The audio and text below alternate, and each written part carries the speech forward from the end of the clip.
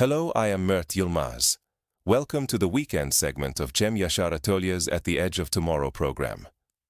In this program, prepared with contributions and research from Yasar Atolye, we will explore the points where technology and economics intertwine at a dizzying pace, precisely at the threshold where the future is being shaped.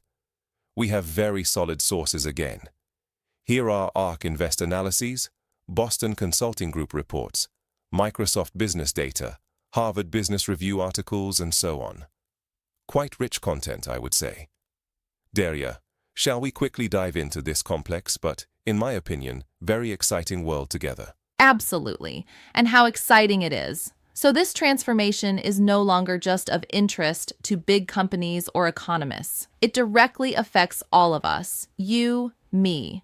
Our resources already confirm this. Especially the developments in artificial intelligence are truly breathtaking. For example, Cathie Wood from Ark Invest has a very interesting prediction. She says that artificial intelligence could create a powerful deflationary effect that might reduce inflation.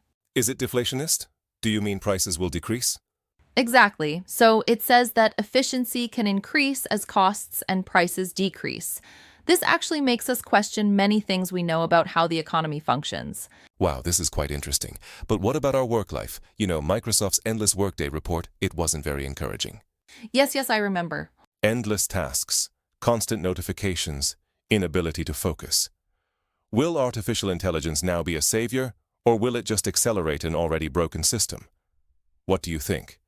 That place is a bit complicated. On one hand, I also read in The Guardian, there are futurists like Dorr. They also say that within 20 years, almost all jobs will be done by robots and artificial intelligence. Isn't that a bit frightening?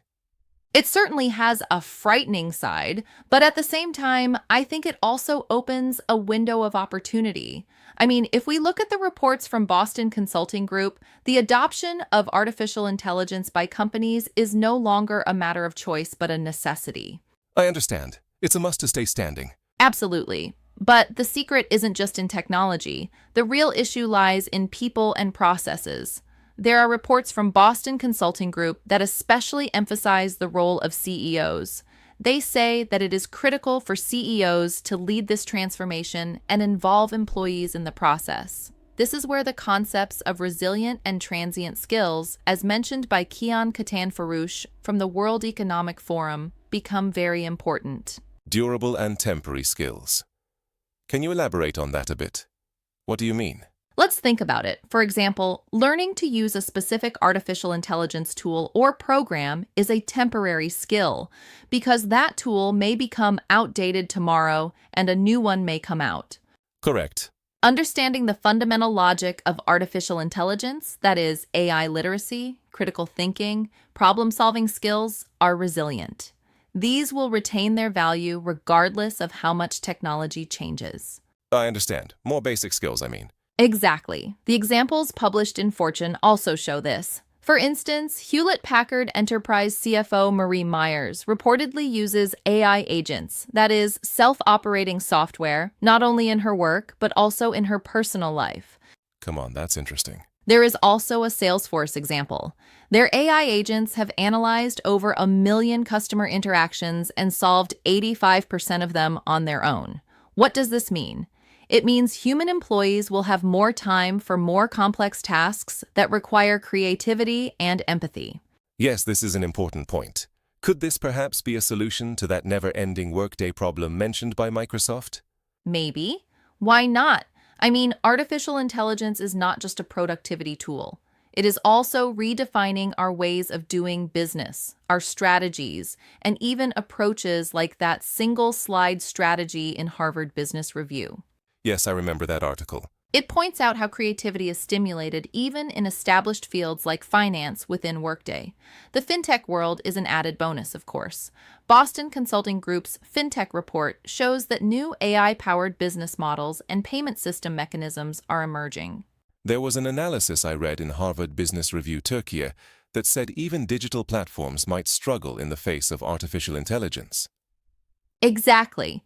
I mean, these technological changes are affecting economic structures and even global balances, as Harvard Business Review Turkey mentioned. Just look at everything from the digitization of ports. Yes, that Boston Consulting Group port efficiency report. Exactly. There are examples even up to drug development. You can see traces of artificial intelligence in every field. The main point here is, how will we navigate this great wave of transformation? As Boston Consulting Group continually emphasizes, closing the talent gap, that is, equipping employees with the right skills and designing human-AI collaboration in the best way, is essential. This structure they call skills-based organizations or mega projects management is actually all about this. It really seems like technology and economics have never been so intertwined. As you said, we are truly on the threshold of the future, and how we step through this threshold largely depends on us. We've reached the end of this quick and intense conversation. I hope the insights distilled from our resources have also been enlightening for you. It definitely happened for me. So, in light of everything we've discussed, how are you preparing yourself for the future? I mean, which skills do you think it's now necessary to focus on? I think it's worth pondering these questions a bit. This was a good question for this closing. Let's see what our viewers think. See you next week in the new episode of At the Edge of Tomorrow with Atolye. Goodbye.